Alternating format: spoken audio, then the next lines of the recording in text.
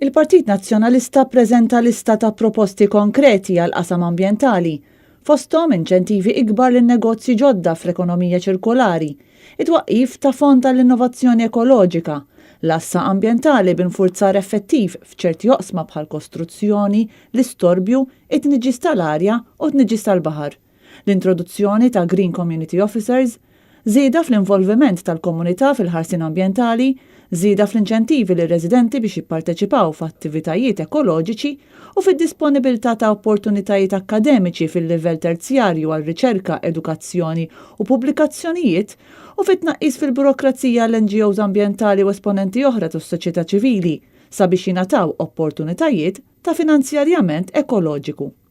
Dawn huma biss ftit mill-proposti li qed jagħmel il-Partit Nazzjonalista wara l-ħruġ tar-rapport dwar l-istat tal-ambjent.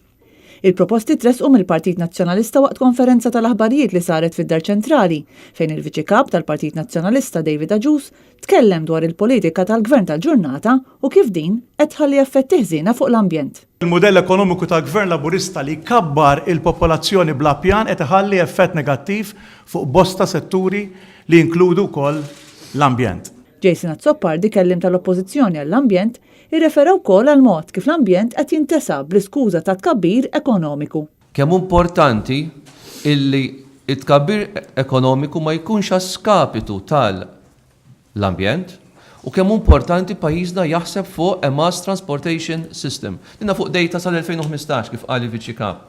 Aħseb wara 2016, 17, 18 u 19. Il-kandidat tal-Partit Nazzjonalista l-elezzjonijiet tal-Parlament Ewropew Michael Brigullio spjega kif Joseph Muscat kien wieħed li Malta tkun l-aqwa fl-Ewropa, iżda kif fil-verità bir-riżultati negattivi li qed jikseb pajjiżna fil-qasam tal-ambjent spiċċajna l-aħħar fl-Ewropa. Takru kemm kien jgħidilna li ħajneħħi fabbriki tal-kanċer, il-verità hi li tniġġis żdied ta' Joseph Muscat, żdied.